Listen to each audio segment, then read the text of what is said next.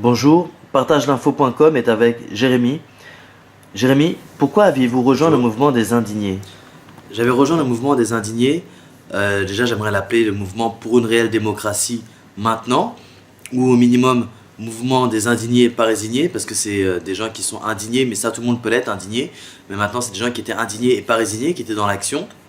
J'avais rejoint ce mouvement puisque j'avais entendu un petit peu tard ce qui se passait en Espagne et ce qui commençait à se passer en France, des gens qui se rassemblaient pour une réelle démocratie, des gens qui voulaient que les choses changent. Et donc moi, depuis mes 18 ans, je suis dans une démarche révolutionnaire, qui maintenant est une démarche évolutionnaire, sans le R.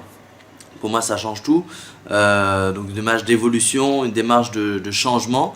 Et j'ai fait de la musique, sorti un album en 2003 où on disait qu'on voulait changer le monde, on disait que si et ça n'allait pas bien, bienvenue dans ce troisième millénaire où la terreur s'installe comme une traînée de poudre sur la terre entière, et j'en passe, des morceaux qui sont malheureusement toujours actuels aujourd'hui. J'avais dit donc en parole le fait que je voulais changer les choses. Ensuite, j'avais dit en acte, puisqu'en créant une entreprise de produits bioéquitables, Besthétique, donc des produits du coton issus de l'agriculture biologique et du commerce équitable, expliquer cette volonté de passer en acte mes paroles et cette volonté de changement. J'ai rejoint ce mouvement malgré l'activité que j'avais avec mon entreprise Besthétique, toujours à l'époque, parce que quand il y a un mouvement qui commence, on est obligé de le suivre pour moi, de l'accompagner, de le soutenir.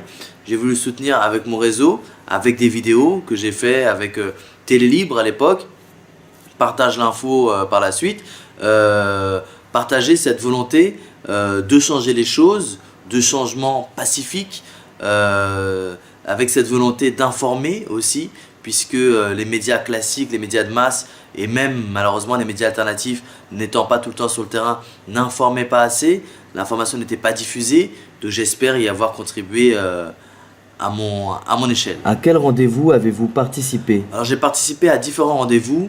Moi j'ai rejoint un petit peu après le début, donc les rendez-vous qu'il y avait eu sur la Bastille. Moi j'ai participé à l'arrivée des marcheurs venus d'Espagne. Également à un rassemblement place de la Bourse qui a été un peu fatal pour moi puisque j'ai fait partie des 11 personnes qui ont été arrêtées pour rien. Soi-disant, alors il y en a 10 qui avaient été mis dans un camion. Ils ont été accusés d'avoir dégradé le camion de police, d'avoir fait sortir une vitre. Et moi j'ai été le 11e, comme un cheveu sur la soupe, on m'a mis avec eux, alors que j'avais même pas mis un seul pied dans le camion. Mais on a dit ouais, lui aussi il était dedans. Donc voilà, 40 heures de garde à vue pour rien, un procès où la police ne s'est pas présentée, aucun représentant de l'État, un procès où je peux remercier Joseph Bréham, l'avocat qui nous a défendu gracieusement, du cabinet Bourdon, un grand merci pour eux.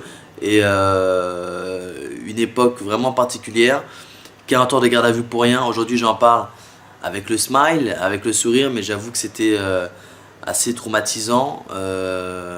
Après j'avais peur de la police, j'avais des angoisses. Même aujourd'hui encore, j'ai des événements dans ma vie qui me rappellent cette épreuve. J'ai des inquiétudes. On n'est pas en Chine certes, mais avoir fait 40 heures de garde à vue pour rien, avoir été contacté par les renseignements généraux, les RG comme on dit, alors que je participais à un mouvement pacifique qui voulait simplement mettre sur la place publique une question: est-ce que nous sommes dans une réelle démocratie? Oui ou non? Comment y contribuer? Comment faire pour qu'elle devienne une réelle démocratie? Inviter à une nouvelle constitution? Des choses pacifiques pour le bien-être de tous, pour l'intérêt général, et que de voir que nous, à cette époque, la liberté d'expression a été complètement bafouée. Ça pose question, ça interroge. Voilà. Donc j'ai participé également à d'autres rendez-vous comme l'occupation de la Défense, l'occupation des banques, différents événements, les what the freeze, etc. Mais l'occupation de la Défense, ça c'était assez intéressant parce que bon, ça a duré 1 mois et demi. Moi j'ai dû passer maximum 3 nuits entièrement sur place. Moi j'habitais juste à côté, j'habite toujours juste à côté.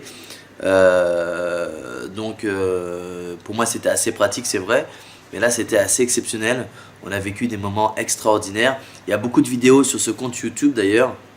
Il y a même une playlist qui les rappelle, toute l'occupation de la Défense, la construction du dôme, la vidéo qui montre la destruction du dôme de manière illégale par les forces de l'ordre. Enfin, il y a un tas de choses qui nous ont montré que, un, la liberté d'expression n'était pas respectée vraiment en France. Deux, la liberté de rassemblement et d'exprimer ses opinions politiques, c'était vraiment délicat. Et 3, j'ai envie de dire qu'il y a eu une utilisation des forces de l'ordre qui dépasse l'entendement et qui n'était pas pour protéger le citoyen lambda, mais qui était pour protéger les intérêts de l'État, puisque c'est certain qu'il y a certains dans l'État, en tout cas à l'époque sous Sarkozy, qui ne voulaient pas que le mouvement des indignés prenne. Ils ne voulaient pas qu'on l'entende et ils nous ont fait passer pour des clochards, des SDF.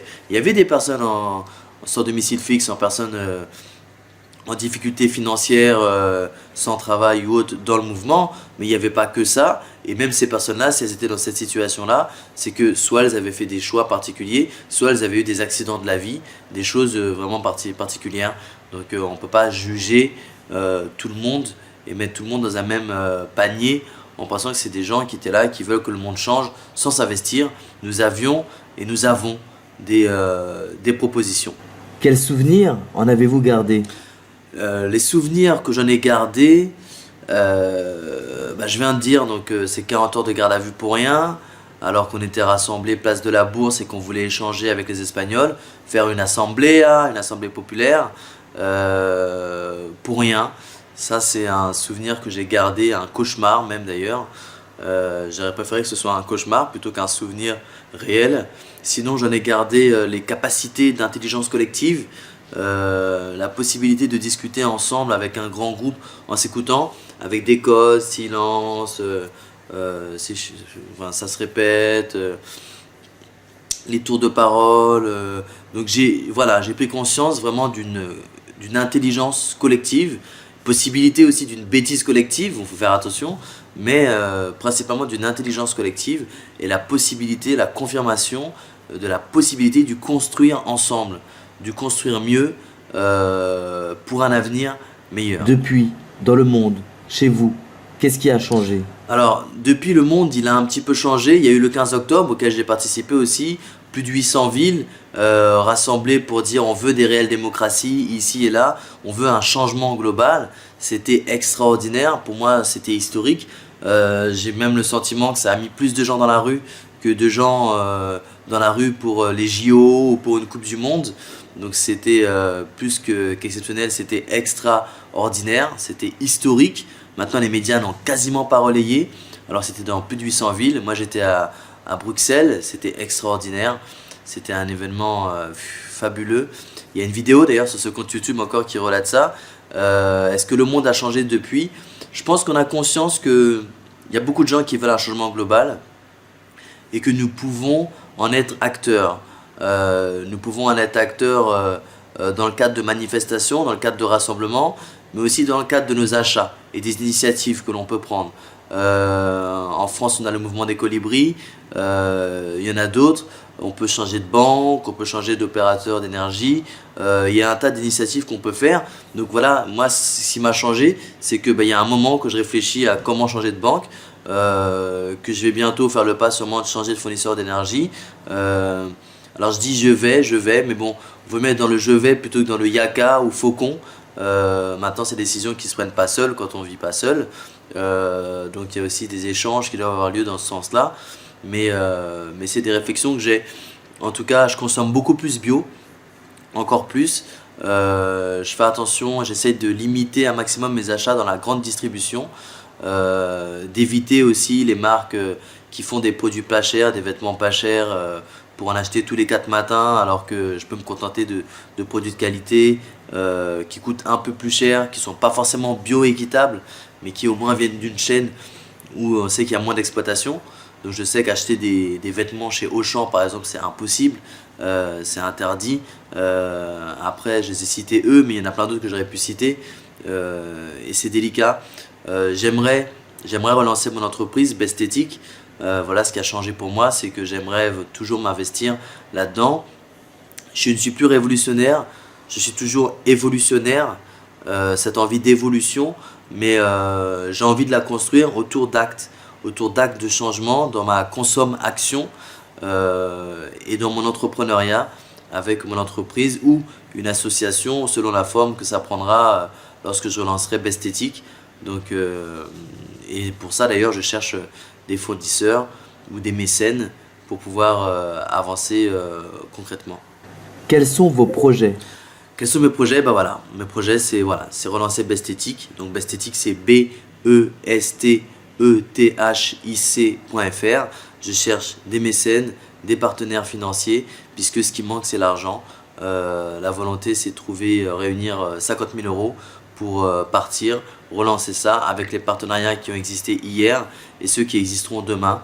La volonté de s'habiller de ces valeurs, de proposer aux gens un monde qui change, d'y contribuer, de le changer à notre échelle. Merci beaucoup et à bientôt.